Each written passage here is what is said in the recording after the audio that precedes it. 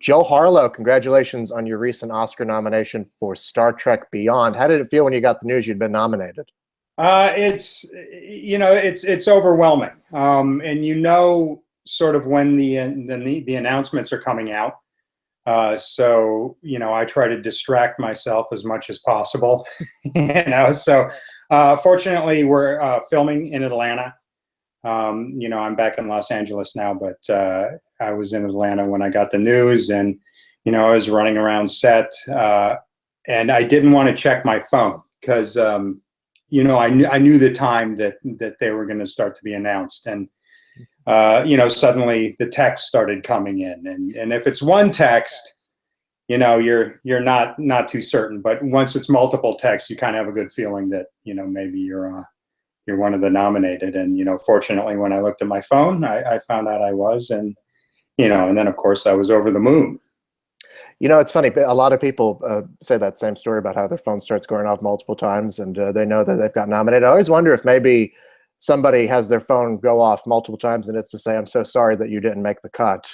See, that's the fear, but yeah, that's the fear. So it's still that the anxiety of picking it up and opening the first text. Absolutely. But fortunately for us, it was a very good day. Well, congratulations again.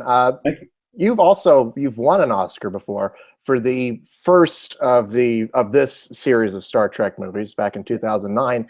Take us back to that night. Going in, did you know you had it all sewn up? Were you nervous? What was that experience like? Oh God, no. Yeah, I mean, that was the first time I was ever nominated, for an Academy Award, and and that was the night we won, as you pointed out. But everything was so new to me. I mean, it still is. I don't want by any means you to think that I'm jaded. How could you get jaded to something like that? Yeah, I mean, it was, I was just trying to take it all in, because here I am, this kid from North Dakota who only wanted to, create characters, who sculpted in his basement and painted in his garage, and, somehow found his way out to Hollywood, and with no aspirations of winning awards of any kind. I just wanted to someday see something that I had done, in a film, and then to be nominated and win, the highest award in this industry, to be acknowledged for really a film that was very dear to me. It was overwhelming. And then I had my parents there too, which made it even more special. And I believe I was shooting in Venice at the time, so I'd flown in to attend the ceremony, and I had the award in my possession one night, that first night, and then I gave it to my parents. And of course I've seen it when I've gone to visit, but it's not been in my possession since that first night. Well, if you win this time, are you going to keep this one or give it to? Yeah, I mean, it's it's not. If we win, knock on wood, it's not my award. The award belongs to my crew. It belongs to all those artists and filmmakers that, stood next to me and made all this possible. I mean, I had a crew of about 60 people, 30 in Burbank and another 30 in Vancouver. And you take any one of them out of the mix and, we would not have been able to pull this off. So that, that award belongs to them. Where the physical award will reside, I'm not sure. I'll probably bring it to Atlanta with me if we win it, because some of my crew, that were on Star Trek Beyond are there with me, and I want to share it with them. And, my good friend Jeffrey Chernoff, the executive producer who brought me onto the project, is there, and I think he made reference to the fact that he may want to hold on to it for a couple of months. So there you go. Of course, I owe that to him. But yeah, I'll bring it with me, I think, this time. Well, congratulations on your nomination again. Thank you. You're welcome. Let's talk a bit about your work on this film. Like I said, you'd worked on the previous Star Trek film. What were some of the new challenges on this one that you faced? Oh, there were a never-ending list of challenges. On the first film, by comparison, I dealt with two races of aliens, the Vulcans and the Romulans, both very humanoid in comparison to what we built on this film. On this film, we wound up with 56 different races of aliens. And that's different. I mean, that's an incredible undertaking. I think if we had gone in thinking, we have to build 56, races of aliens, it would have been overwhelming. But we started designing, we certainly had our focus on Jayla and Krull, Manus, Kalara, Syl, some of our human, our not human, but rather our hero aliens, that are actually delivering dialogue and scripted. And that was our focus. But in the process of designing for those, we were also designing multitudes of background alien races. And as the script was, as pages were coming to us, as the script was still being fleshed out, there were opportunities for us to populate, whether it was Yorktown Base, the planet of Ultimate, the Enterprise itself, with a variety of aliens. So we sort of started earmarking various alien designs for these scenes. And then, I mean, when you approach something like this, typically the way to do it would be to say, okay, you've got your hero aliens or your A aliens, you've got your Bs, and you've got your Cs, which are deep background. I think because of the enthusiasm of the makeup crew, there were no Bs or Cs. They were all heroes, and I'd be happy to feature any one of them, 70 feet tall in its own movie. Yeah, I mean, by the time we had basically populated the worlds, we were at a total of 46. And my wife, who works with me, came to me and said, you're 4 shy of 50, and it's the 50th anniversary of Star Trek. You've got to make 50. I was like, well, that seems completely logical. It's like, why didn't we think about that? But that's why she's her and I'm me. So we did, and ultimately we ended up exceeding that by 6. You think 50 aliens would be enough, but we needed 6 more on top of that. So, I mean, everybody at that point was in such a flow, such a comfortable flow that, throwing other aliens into the mix and creating other aliens, it was very doable, towards the end of the shoot. And there were still hundreds of designs that we didn't get a chance to, to see translated into 3 dimensions, and it was, if the movie was, 24 hours long, maybe we would have got a chance to do them all, but, maybe the next one, who knows? I was going to say, there's always the sequels. Right? You bring up this being on the 50th anniversary of Star Trek, and I think that brings up an interesting point, is that this is both, a refashioning, but it's also you're working within a beloved institution. Is it challenging but satisfying the fans and also putting your own unique stamp on something? Yeah, no, you nailed it. This is such a beloved franchise. And I think because it is the 50th anniversary and the Star Trek alien is sort of, I mean, it's iconic, and what I mean by that is the aesthetic of the Star Trek alien. It's primarily humanoid, and it's very makeup driven. It's the performance comes from the actor underneath it. So this was our opportunity to give. I mean, Star Trek has given me so much. From memories as a kid to the Academy Award. To this. This was our chance to give back to the fans and to the lineage of Star Trek all we could. And what we did is we tried to push the envelope of the Star Trek alien. We had opportunities to do more than just faces and hands. We had opportunities to do entire bodies that consisted of alien anatomy, and that, I think, is one of the things that we wanted to do to honor the series, to honor the franchise, and to give the fans something that they hadn't seen before.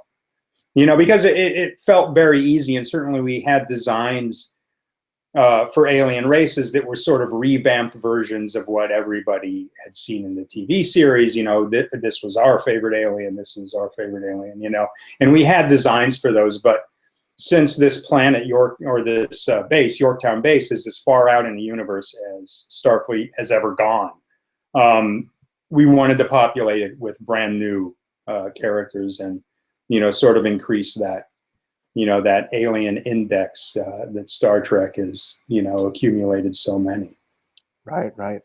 So take us through some of the nuts and bolts of going from designing these aliens and letting your imagination run free to actually putting that into practice and creating prosthetics and masks and hands and all this stuff that actors and extras can actually move around in and use and be expressive in. It all starts with the design process, and we designed in 2 dimensions and 3 dimensions, in traditional medium, be it clay or pencil, and digital, ZBrush and Photoshop and various programs. But it all starts with the design, and then we put those designs in front of our director, Justin Lin. He picked his favorites, from each batch that we presented.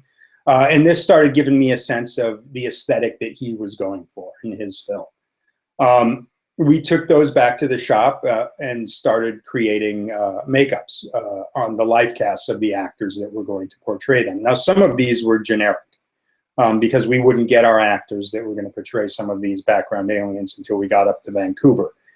And the lion's share of the sculpting and molding was done in Burbank. And I wanted to get as much of that done there and send the molds up to Vancouver so we could then cast and pre-paint, although we kept building throughout the entire shoot. But it all starts with the design. Then you translate that into, a practical working makeup, sculpted over an actor. And then you have a battery of tests. Certainly the testing for our lead alien characters like Jayla and Krall and Manus Claricel were more extensive because there was a very specific look that we were going for with each of these individual characters. We did have some of the background characters that we did extensive testing on. There was a character at the end of the film that is walking with Chekhov called Natalia that has this giant seashell on her head. And that one required a lot of testing just because of the technical aspect of that makeup. But that shell is gigantic. It's at least 4 times the size of her head. And if you're not careful, it can get too heavy and cause strain on the actor's neck. But we managed to find a way to, cut down the weight by doing a feather cast material. And actually that turned out to be the lightest part of the entire makeup. But yeah, I mean, that's kind of the route that you start with is the design process and then the sculpting. And because each of these characters was alien, you're not dealing with human flesh tones, that kind of paint job. So a lot of the painting had to be done before application because there's extensive patterning and, sometimes you have iridescence and translucencies at varying degrees that you want to bring into a character to make it feel alien. And that had to be done, before we applied the makeups. Otherwise you'd be, waiting for us to finish for 8, 10, 12 hours, depending on how complex the makeup is. Right. I was going to ask, speaking of that, when it comes to the day-by-day practicality or, keeping track of what you're doing as each shooting day goes on, as a lot of people know, you don't shoot things in sequence. You have to go back and reshoot a lot of things. You shoot out of order depending on schedules and things like that. So how do you keep track of all this complicated makeup? Yeah, I mean, the hardest thing, and I mean, I couldn't do it now, the hardest thing was keeping track of all the elements that went with each of the makeups. Because like I said, each one of these 56 characters was a hero makeup. So you had quills on some of them, you had horns on some of them, teeth, contact lenses, a couple of them had mechanical hands.